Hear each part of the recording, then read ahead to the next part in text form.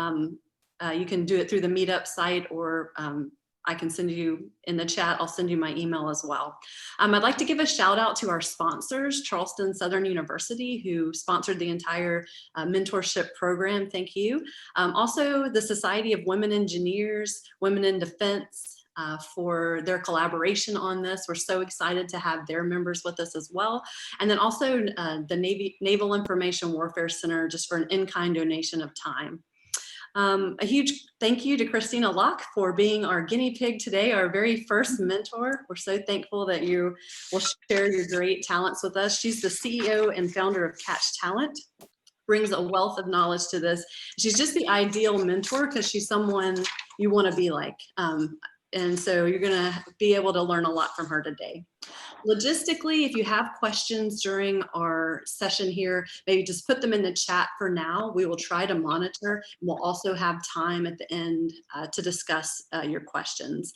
And then after this meetup, or after this meeting, we will have the other two mentor programs will come online. Next time we have Tanya Davis for educational goals. And then we have the next month, we have Art of Negotiation with Jessica Brewer. So how to negotiate for what you need in the workplace. So with that, and we also have other meetups there for Charleston Women in Tech. Remote Works has some great things going on as well. So check out our meetup site, check out our brand new website as well. I think that's everything. We're just excited to kick it off. So I'll turn it over to Christina. Thank you, Valerie. You were too kind with your words, and really excited today. So thank you everyone for joining. You know, as Valerie said, really important part of Charleston Women in Tech, and as a board member, just creating this program to give back. So hopefully you all learned something today or pass it on to someone that you know. And obviously, this is an ongoing conversation. So what we really wanted to structure was an opportunity to pass along some knowledge and then continue the conversation after today. So, you know, welcome, and I'll put in the chat afterwards my contact information so that you all can reach out to me directly. And, you know, we're going to do the best we can between myself and my team to help others along as you're working on your resume, or if you're working with someone closely that is going through the job search currently. So with that, I will, hopefully this will agree with me. Here we go. So a little bit about me, just as an introduction. I'm the CEO and founder of Catch Talent. So we are a woman-owned small business here, headquartered in Charleston, but we work with clients throughout the nation. We're actually celebrating our 5th year in business in November. So it seems like yesterday, and also, you know, like 25 years ago. I've been in recruiting and HR for 17 years now, internal as well as agency. As I mentioned, I'm a proud member and board member of Charleston Women in Tech, as well as the Chamber Commerce. I'm the mom of 2 very active boys, one of which is somewhere in my house, so hopefully he doesn't disrupt our conversation today.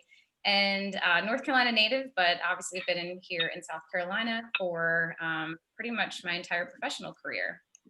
So I just wanted to give an agenda as well of what to expect. Obviously to go through an overview. And really when we talk about resumes with candidates, I think it's like this overwhelming and like, you know, you're kind of like wondering where do you even start, right? For many of us that have, you know, been in a role for a period of time, it could be 5, 10, or 15 years from the time you last updated your resume. And even I was thinking about myself, and the last time I updated my own resume, and I was like, gosh, where would I even start? So we have a practice where we talk about your personal brand, and your resume has become so much more than just a piece of paper, right? I think gone are the days where you had to keep it to 1 page and you printed it out, because now the interview process involves so much more than just words on a paper. So we're going to talk about how to make and write a really great resume that is going to stand out, but also how you as an individual throughout your job search can stand out. And that's going to go back to your personal brand, your core values, and what that job search looks like. Being in technology, an interesting part of all this is what artificial intelligence will mean during your job search. And this is a real thing. Large companies utilize software that pulls keywords based on your resume. And that's an important thing to realize, because you may think, well, why do I need to add all this if it's not pertinent to what I'm doing every day? And honestly, that could make or break your ability to be recognized and get that interview, which is kind of that foot in the door. And we're going to touch a little bit about virtual hiring. I was on another panel this morning and someone asked, what the future of hiring is going to look like. And I can tell you that virtual hiring will not go away. It's new to all of us.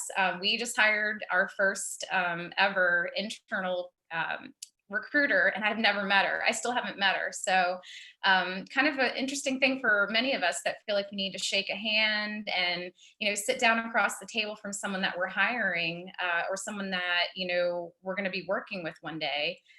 So I'll give some tips on that as well as we talk through our presentation. All right, so just a quick note, I'm sure a lot of you have seen this, but I always like to start with goal setting. It's kind of the time of year, right? We're getting into fourth quarter and, thinking about what 2021 is going to look like. I'm sure our goals last year around this time look much different than what they ended up being with everything that went on. But, as you're talking about your job search, and you may be in a situation where you are happy in your role, but you're wondering maybe what else is out there, or you're in a position where you are actively looking for a new opportunity. And all that starts with goal setting. So when thinking about your job search and your resume, I'm starting broadly. 80% of people never set goals, which is crazy, right? I mean, if you have something that you want to accomplish, writing it down is the first step, right? And there's a lot of statistics out there about SMART goals. So if it's, start with your resume, then LinkedIn, then start to connect with people in your industry. Doing virtual networking is a big part of that as well. Just thinking of those SMART goals that will all pertain to your job search. So step one today, already achieving that through learning hopefully something new. So we talked a little bit about personal brand as I was going through the agenda. I think we can all think about, how others would perceive us personally or professionally. So this is something that has been around for some time, but if you think about, let's say Sarah Blakely, if anyone knows her, she's the CEO of Spanx. Like, she has her own personal brand out there. If you go to her social media, her LinkedIn, she's been very systematic about how she wants to personally brand herself as CEO of Spanx. So that is also very true of any of us within our community, within our neighborhood, is how do you want to be perceived? Is it, someone that is giving back in the community? Is it, you're actively and energetically engaging with others on LinkedIn? So thinking about your personal brand, you're incorporating past, present, and future. So not only what you've done, but where you want to go. And, I think we talked a little bit about this as well, but this all comes from your core values. So if you think about core values that are important to you and how they align with your future company, you're that much more likely to remain with that organization. So that's where we start with personal brand, is your personal core values. Is it integrity? Is it loyalty? A lot of the things that you hold every day in your personal life that are, important to your core. So this then will come through with resume writing, your LinkedIn profile as well, which is also part of your personal brand. Please use a picture on your LinkedIn, little nugget there that not many people think is important, but it definitely completes your profile. And then your elevator pitch is just your story. So just as in the beginning, as I was giving my overview, just, your elevator pitch is not only part of your brand, but also really will articulate your goals as well. So if you're meeting someone at a networking event, having that elevator pitch of, I've been in computer science for 10 years, I've been a software engineer, but I'd really like to get into product marketing. And the reason behind that is my passion behind building and, working in a team environment, something to that effect. So, something that we do on a consistent basis with candidates is go through an exercise. There's a lot of folks on the Zoom call, so this works better in person. But, try to write down your personal core values. They can be everything, like I said, from integrity, respect, community. Maybe part of that is, your ability to be agile. I think we've all had to be very agile as parents and professionals. I don't think any of us thought we would be remote for the foreseeable future, but that ability to be flexible obviously is a something that you can bring to the table when you're going through your job search. So a lot of these you can bring onto your resume as you're thinking about how you want to describe yourself. Incorporate those core values initially on your resume.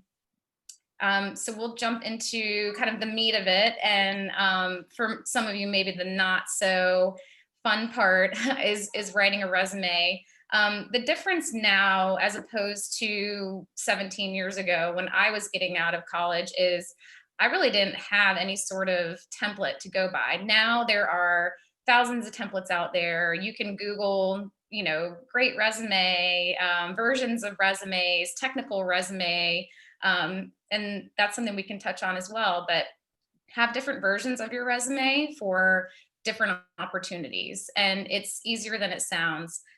So if you're focused on one particular organization or position, obviously you don't want to falsify the truth, but you want to focus on the particular skills perhaps that they're looking for, especially if it's two different roles. So now the anatomy of what we'll call bright, shiny resume, because this whole presentation is on how to make your resume shine. And it's easy to get lost in the sea of resumes, especially, a lot of postings, and this is hard to believe, but a lot of postings generate 300, 400 candidates at a time, especially the larger organizations. Unemployment right now is at an all-time high. So you can imagine how many applicants that companies are receiving when they post a position. So to make yours stand out, I always start with kind of the top of it, which is a short, specific summary. This is not an objective. I think in the past, an objective was, the kind of commonplace, and the objective would be like one line: to obtain a, great career at XYZ company. That is not what companies and hiring managers are looking for. It's a very succinct summary of your experience, what you bring, and that's it. Because they already know that you're looking for a position, right? You wouldn't have applied to the company, and you wouldn't have, put your resume together if you weren't looking for a great opportunity. So we'll look through some of examples of that. List key skills and keywords in an easy to read format.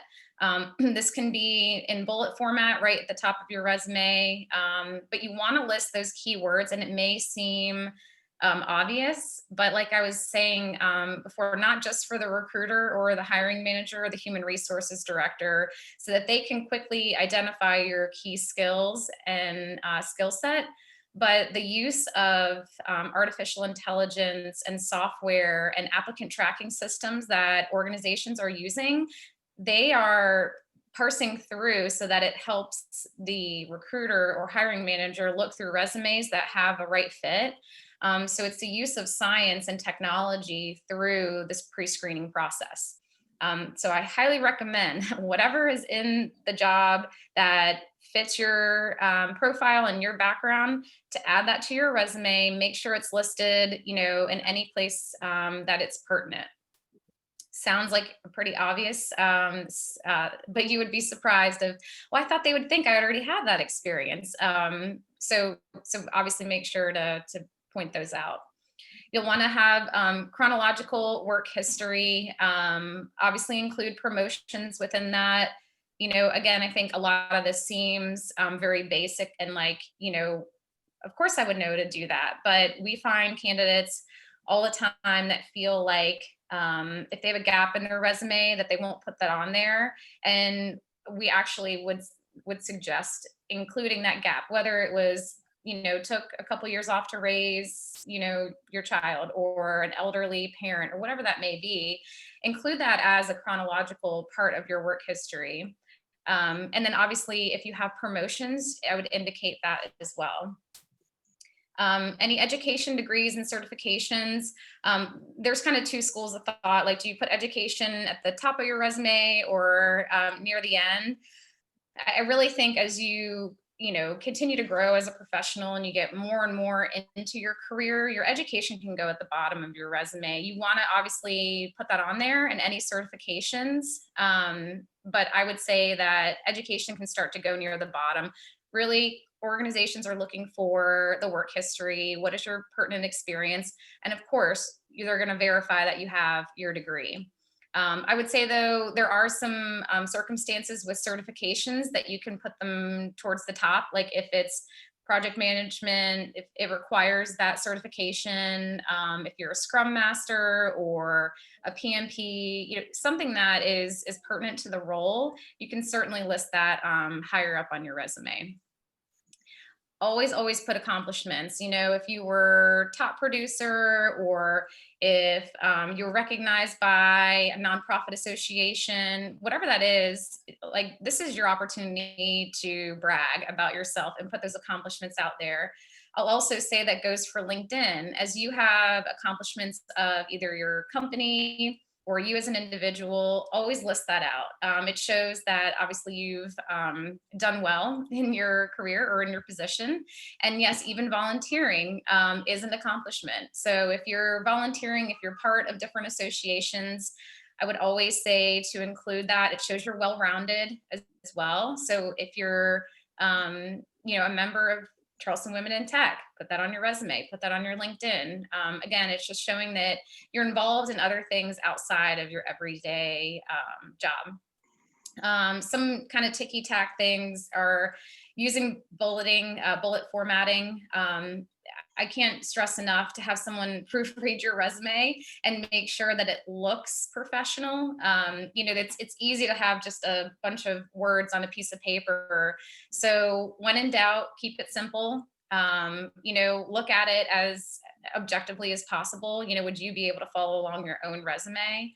And you can always obviously ask a friend or someone in your professional career to have a second opinion. I think it's difficult for us to be self-critical when it comes to a resume or something that is so near and dear to our hearts. So when in doubt, ask a friend.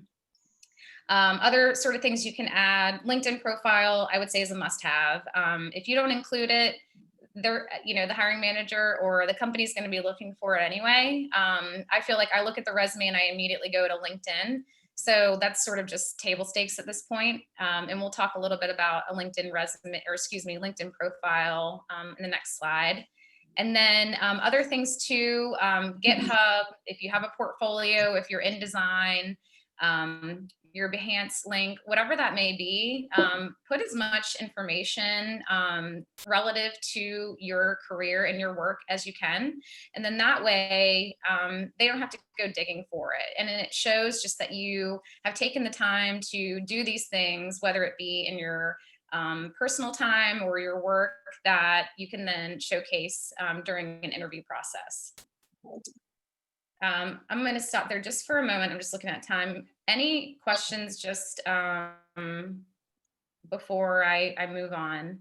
Do we have any questions, Valerie? One participant was asking if the presentation could be shared later. Sure. Okay. Yep, happy to. Personally, I feel really old. I don't know what Behance is. Oh, Behance is if you're in graphic design or web design, you can showcase your work on Behance. So it's a way to kind of showcase your portfolio. Okay. And then Yeah, great. another question about any page limits we should consider.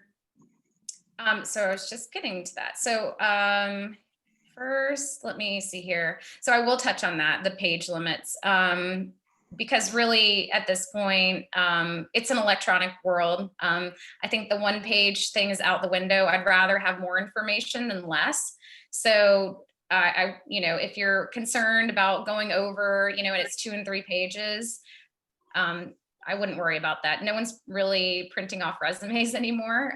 So that was sort of a thing of the past here. So I wanted to show these 2 examples of resumes in particular. So candidate 1, there's nothing wrong with this resume, although between the 2, for me, what stands out most is that candidate 2 put the time. It's very easy to read. They had an overview of their experience. It's in chronological order. You can see that they even did icons for their phone, their email, their LinkedIn, and then they bulleted point out their entire work history. So while there's nothing glaringly wrong about candidate 1, you can see just what's more pleasing to the eye. So I would say, like, as you're looking through templates, just keep that in mind, what may be more aesthetically pleasing from one to the next. And that was just a quick sample of kind of what we see. Again, there's a lot of sort of jumbled words. They're all kind of bunched together on the first resume, whereas the second resume, you can easily read and look through the bullets based on this individual. So resume key takeaways, and I think there was a question about that. I say forget the 1-page rule. Some people may disagree, but I would rather have more information.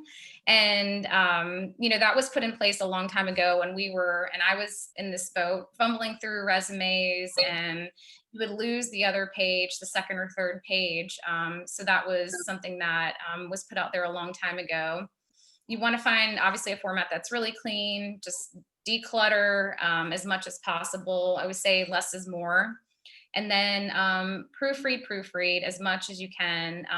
If there's misspellings, grammatical errors, font size is different. I mean, all that is a reflection of you as a professional. So I would just say to pay extra special attention to all those sort of things.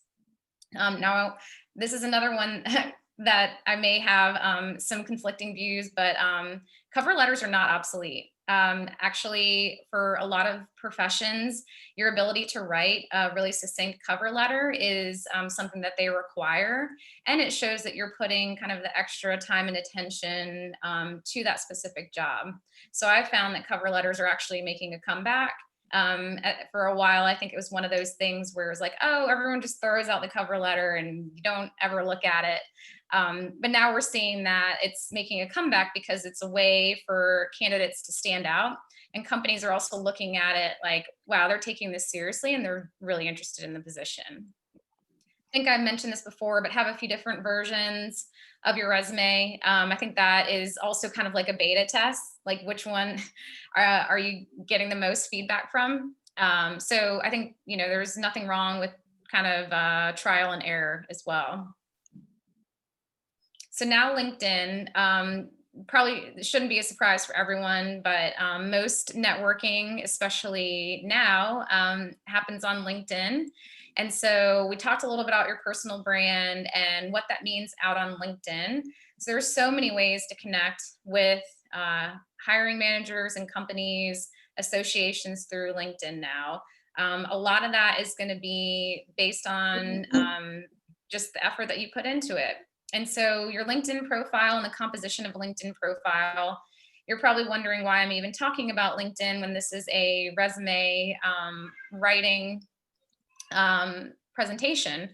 But right now, for many of us, LinkedIn is just as important. I would say in terms of how we identify candidates, and this is even when I was Internal recruiting, I would say 80% of folks start on LinkedIn in terms of identifying candidates. So you want to have a friendly picture. Don't crop someone out of your picture, like just you. Even if you can, have your friend or significant other take a picture of you, just make sure it's your headshot. You'll also want to include a summary. It can be the same or a little bit different from your resume. Work history and dates, again, make those chronological. And I was actually just, Thomas Heath, I was on a panel this morning. He has a whole coaching class session on LinkedIn profiles. So if you really want to dive deep, he's your guy. But at a minimum, connect with your current companies, show those accomplishments. And then there's also a way to get recommendations on LinkedIn, which is great. I mean, it's like references are there right on your LinkedIn profile. So if it's your former manager, your colleagues and peers, you can actually request recommendations on LinkedIn. And this is, again, kind of just painting the rest of the picture. Your resume is going to say one thing, your LinkedIn is going to say potentially another. So it just gives a well-rounded understanding of you as a candidate or you as a professional to those that are maybe considering you for a position or even considering working for you. I like to make sure that, my LinkedIn is as up to date as possible, that I'm connecting with folks that I network with, because you never know, they may be someone that I'll be working with one day or maybe hiring. So I think that really extends beyond just having a profile and not engaging with it. There's a lot that can be done networking on LinkedIn as well. The elevator pitch we talked a little bit about, and you're probably wondering why you would even need an elevator pitch, during a time like this. But the first thing that I ask candidates and that, many of us ask is, why are you looking? Like, what are you looking for in your ideal opportunity?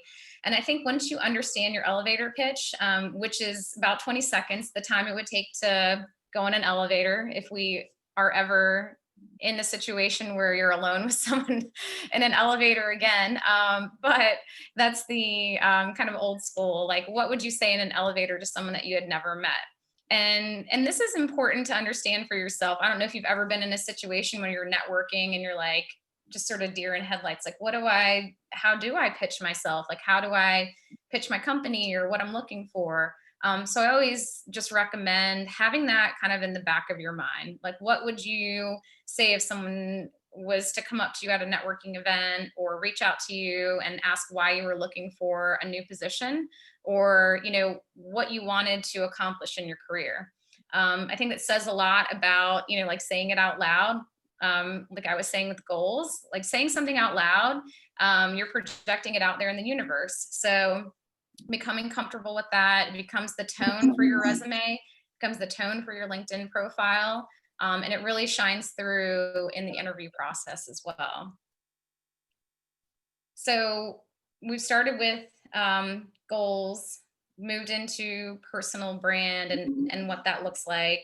And then hopefully you have a really succinct resume that looks and feels exactly how you want to portray yourself during your job search. So now it's planning your journey and how to get there.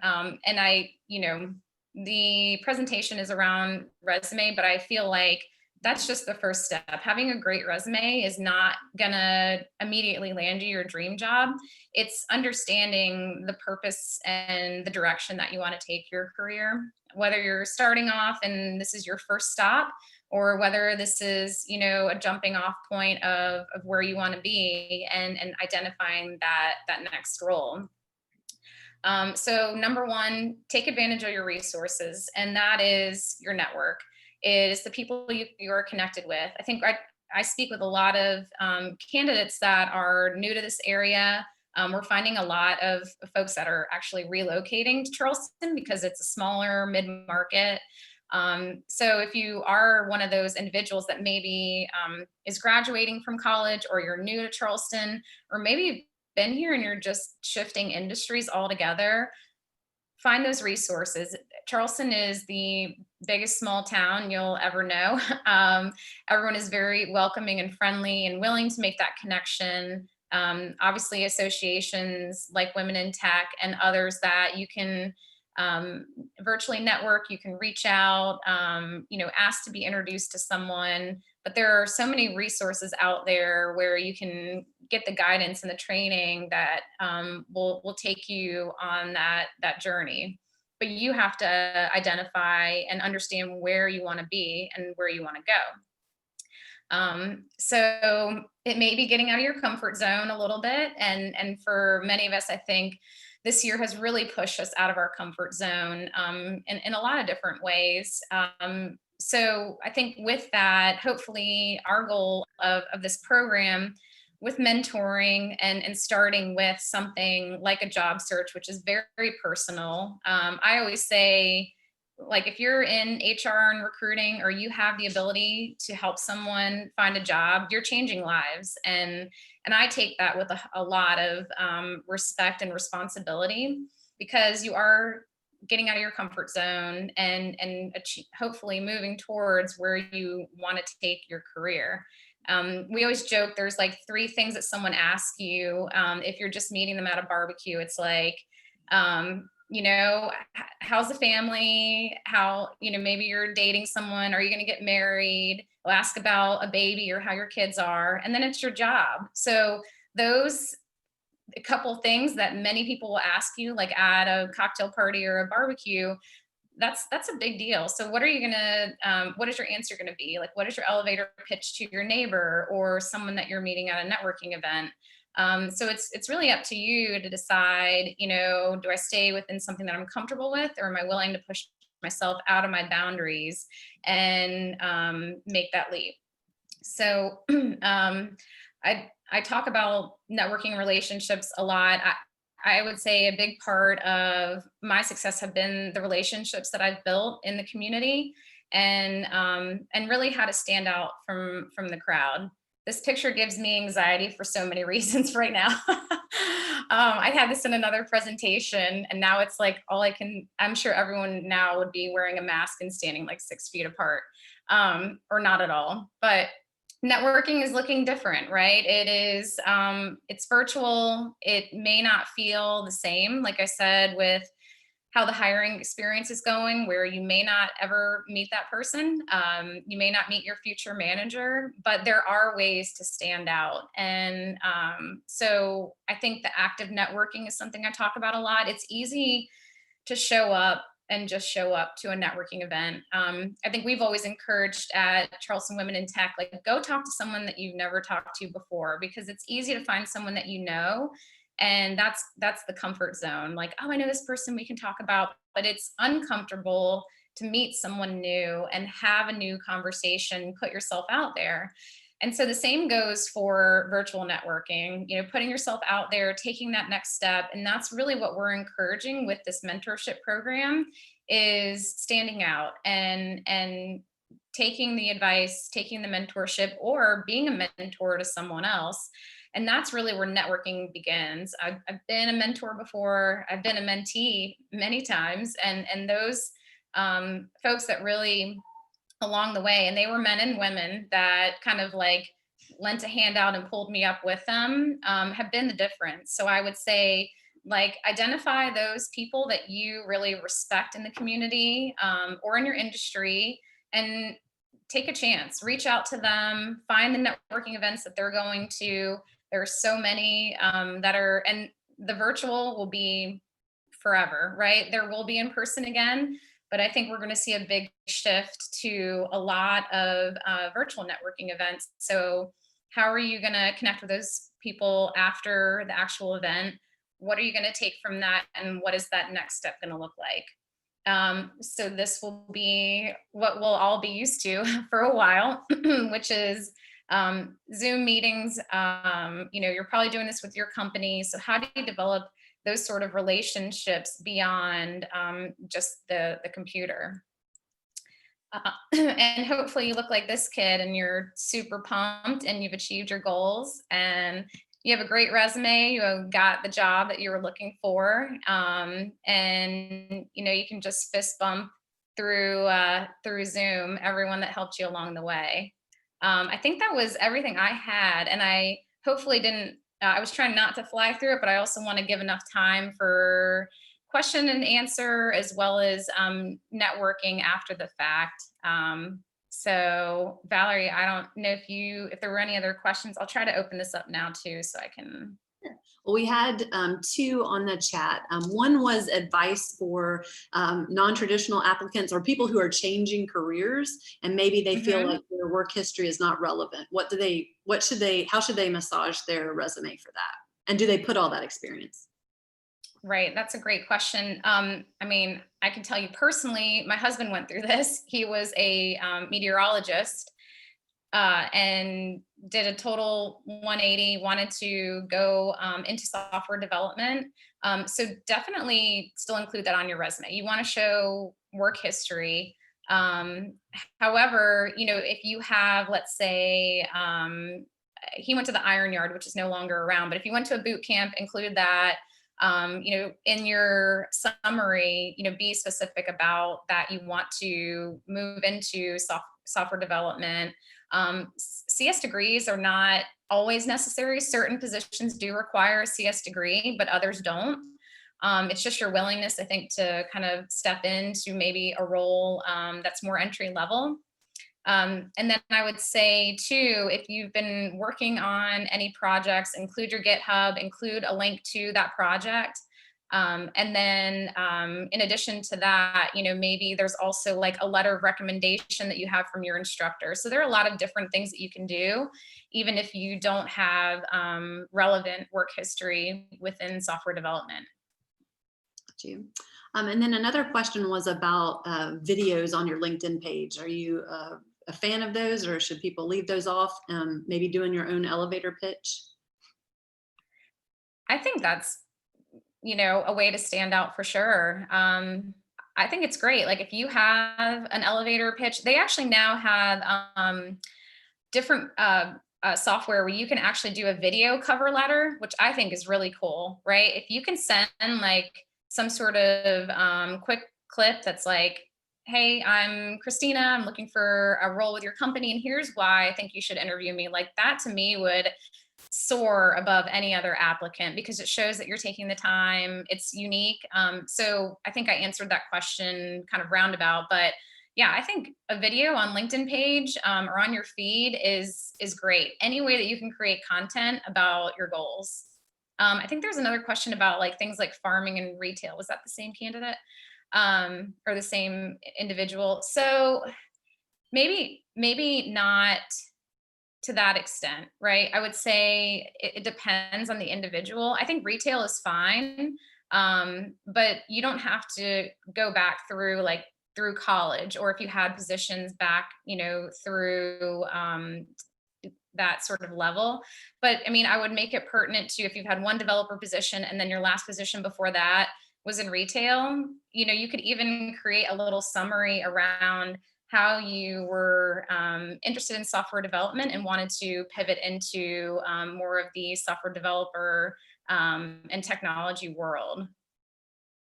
So I think it's still pertinent to include that. But you can also have two versions of your resume, and there's a lot to be said about having the professional experience, even if it's not relevant to the position. You're welcome.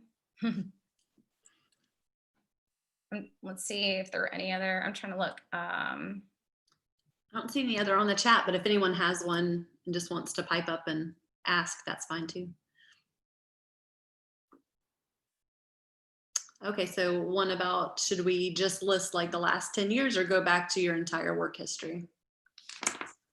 So, I mean, I tend to feel like you should include all your experience. I think there's some folks have been concerned about putting too many years of experience, because they may seem like they're overqualified for the role. I feel like, if you don't include it and you have your education degree, they're going to be wondering why you left off all that other experience. So my advice would be to include it. I really like your idea of having multiple resumes. I would never have thought of, sending them out, seeing which one gets you more feedback. It's a really good idea. Yeah, and we have some candidates that do like a short version and then a longer version. So that's also an option too. Always, let me see what your question is here, Nina. Always difficult to get your first job as junior developer. Yeah, sometimes starting as an intern, I mean, it's not ideal, but if you're willing to come in as an intern versus a junior developer and gain that relative experience and exposure, that's already gonna propel you, right? Even if you know it's a short internship, you can then add that to your resume. Outside of that, I would say anything that you can show that you've done in your spare time, projects, you've created your own website, if there are things, that you've done on your own and you can really showcase your development skills, that really would be my suggestion of getting your foot in the door and standing out. So tailoring, next question was how to tailor a resume cover letter to the job ad without just regurgitating the ad.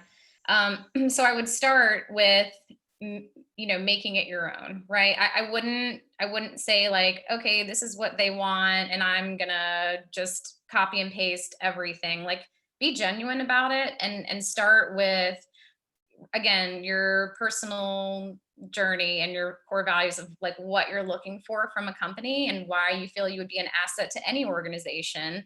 And then if it's specific, maybe just add a few of those items of why you feel like you would be a good fit. Like if they mention team player or ability to be adaptable, maybe give examples of how you have been adaptable or been a team player. What if you lost your last place of employment under less than optimal circumstances? Yeah, I mean, obviously there are folks that are in this position a lot. I would still include it on your resume. And, when you're talking to a hiring manager or someone in HR, and if they ask that question, I would be honest. But also, if you have a reference of that last place of employment, whether it's a peer or a different manager, whomever that might be, I think you can summarize that during your interview. That's a tricky one, but I would definitely not leave it off your resume. Gaps of employment are actually probably not as optimal. And I will share, I can share the presentation with Nina, I don't know, Nina, if you want, and I know you recorded as well. So if you'd like to let everyone know, I don't know if you're going to be sending it out after the fact or, okay, great. We have a little bit of time. I know this information and I've done this presentation a few times, so I wanted to give it the full hour, but of course, I think I'm a fast talker too, so I probably ran through it. Sure. And then I know we had talked about some ways we could go from here if people would like you to kind of review their resumes individually. Yes. So you know what I'll do, and I'll put it here in the notes, but if anyone would like to reach out to me and my team, that's my email. I'm happy to, I think what we talked about, and I'm open to a couple different options here is, we'll do an initial review and maybe have 2 conversations about resumes, just, we can offer suggestions. And then Valerie, I think you had a great idea where we were going to highlight those that we worked through and kind of like the before and after. So I think that's a great idea that we can do as a follow-up next time. Sounds great. And thank you for doing that. That's going to be a great help to a lot of people. Yeah, of course. Well, if there's not anything else, thank you all for joining today. I'm really looking forward to continuing the conversation with everyone and, obviously overall program as well. This is really important and we're fortunate to be helping out. Great. Well, thank you again from all of us to you. I appreciate it. And stay tuned to the Meetup site to see what the next Mentor of the Month will be in October. And you can just, keep learning from these wonderful people like Christina. So thank you all very much. Thanks. Thank you. Thank you.